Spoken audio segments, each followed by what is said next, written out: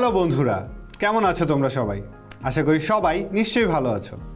আমি জুলফিকার হায়দার তোমাদের সবাইকে স্বাগত জানাচ্ছি গো জি8-এ।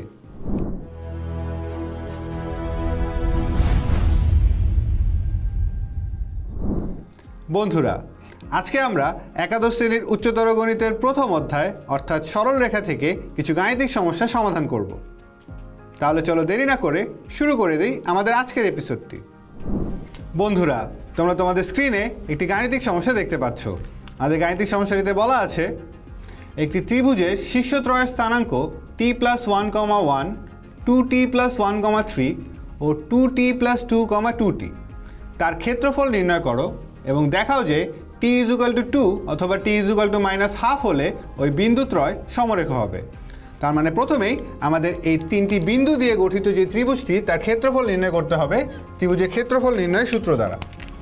তাহলে সেই সূত্র অনুযায়ী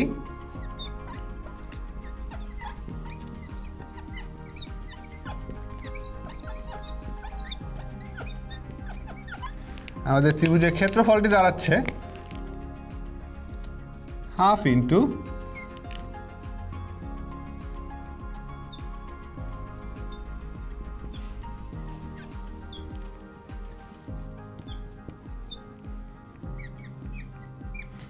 এই নির্ণয়কের মানটি। তাহলে এই নির্ণয়টিকে যদি আমরা বিস্তৃত করে দেই প্রথম সারির সাপেক্ষে, তাহলে সেটি আসছে half t+1 into 3 - 2t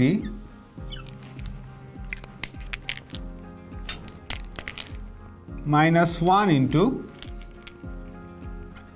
2t+1 minus 2t minus 2 plus 1 into 2t into 2t plus 1, তার মানে হচ্ছে এখানে আসবে হচ্ছে গিয়ে 4t square plus 2t minus আসবে 3 into 2t plus 2, তার মানে হচ্ছে -6t মাইনাস হচ্ছে 6।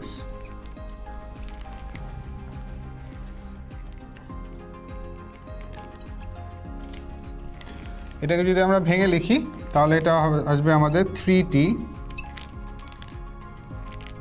minus 2t square plus 3 minus 2t। এখান থেকে 2t কাটাকাটি চলে যায়, এখানে থাকে -1 আর -1 হবে আমাদের +1। এরপর এখান থেকে থাকছে হচ্ছে গিয়ে আমাদের প্লাস 4t স্কোয়ার, এখানে থাকবে হচ্ছে -4t এবং এখানে -6। তাহলে এটা সমান সমান লেখা যায় হচ্ছে আমাদের হাফ 4t স্কোয়ার থেকে 2t স্কোয়ার চলে গেলে আমার থাকে হচ্ছে 2t স্কোয়ার। এখানে 3t থেকে যদি হচ্ছে 2t চলে যায় থাকে হচ্ছে গিয়ে 1t মাইনাস হচ্ছে গিয়ে -4t, তার মানে হচ্ছে -3t এবং 3 আর 1 4, 4 - 6 আমার হচ্ছে গিয়ে -2। তাহলে এটা যেটা আসলো এটি হচ্ছে আমাদের তিনটি বিন্দু দ্বারা গঠিত ত্রিভুজ ক্ষেত্রের ক্ষেত্রফলের মান। এখন আমাদের বলা হয়েছে যে টি এর মান হাফ বা টি এর মান -হাফ হলে বিন্দুত্রয় সমরেখ হবে।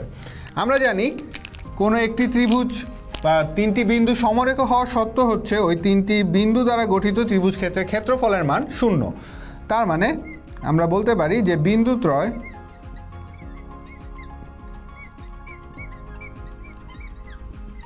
সমরেখ হবে যদি আমাদের এই যে ক্ষেত্রফলের মানটি আমরা বের করেছিলাম এই মানটি 0 হয়।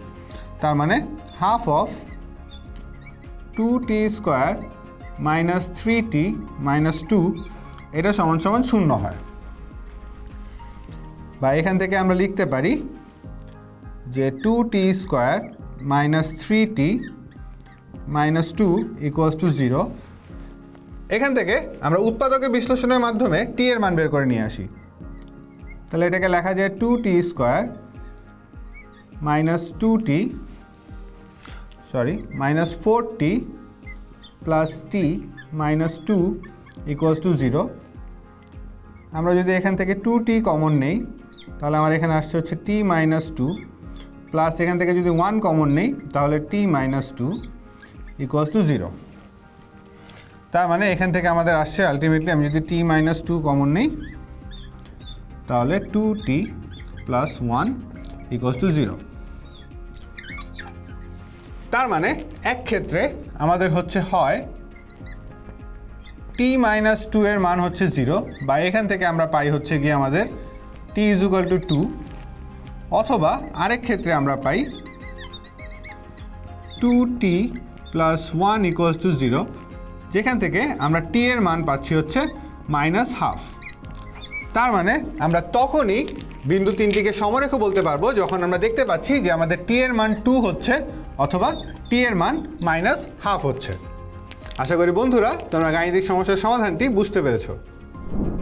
বন্ধুরা তোমরা তোমাদের স্ক্রিনে আরেকটি গাণিতিক সমস্যা দেখতে পাচ্ছ, যেখানে আমাদের বলা আছে যদি ax, y, b1, 2 ও c2, 1 বিন্দুত্রয় দ্বারা গঠিত ত্রিভুজের ক্ষেত্রফল 6 বর্গ একক হয় তবে দেখাও যে x + y = 15। তার মানে আমাদের বলে দেওয়া আছে যে এই a, b এবং c বিন্দুদ্বয় দ্বারা গঠিত ত্রিভুজের ক্ষেত্রফল হচ্ছে 6 বর্গ একক। তার মানে আমাদের দেয়া আছে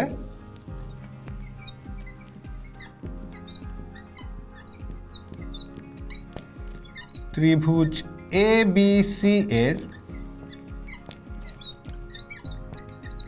ক্ষেত্রফল সমান 6 বর্গ একক।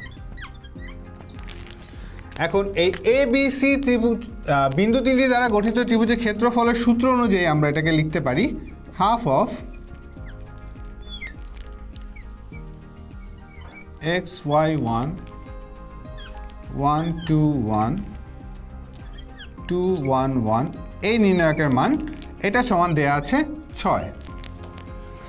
তাহলে এখান থেকে যদি আমরা নির্ণায়কটির মান বের করতে চাই, আমি 2 দ্বারা উভয় পক্ষকে গুণ করে দেই, তাহলে আমার এখানে থাকছে হচ্ছে গিয়ে x y 1 1 2 1 2 1 1 সমান সমান হচ্ছে আমাদের 12।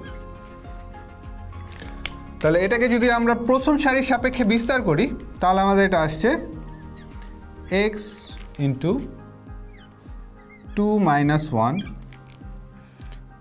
minus y into 1 minus 2 plus 1 into 1 minus হচ্ছে গিয়ে 4, এটা সমান সমান হচ্ছে আমাদের 12।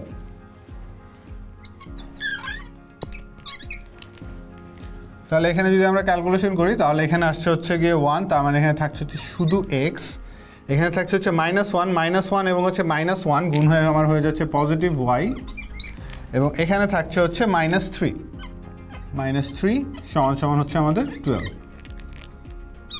তাহলে আমি যদি 3কে ওই পাশে নিয়ে যাই তাহলে আমি লিখতে পারি x + y সমান সমান হচ্ছে আমাদের 12 + 3 আমার হচ্ছে 15। বন্ধুরা আমাদের গাণিতিক সমস্যা আমাদেরকে এটাই দেখাতে বলা হয়েছিল যে আমাদের x + y এর মান 15, যেটা আমরা এখানে প্রমাণে পেয়ে গেলাম।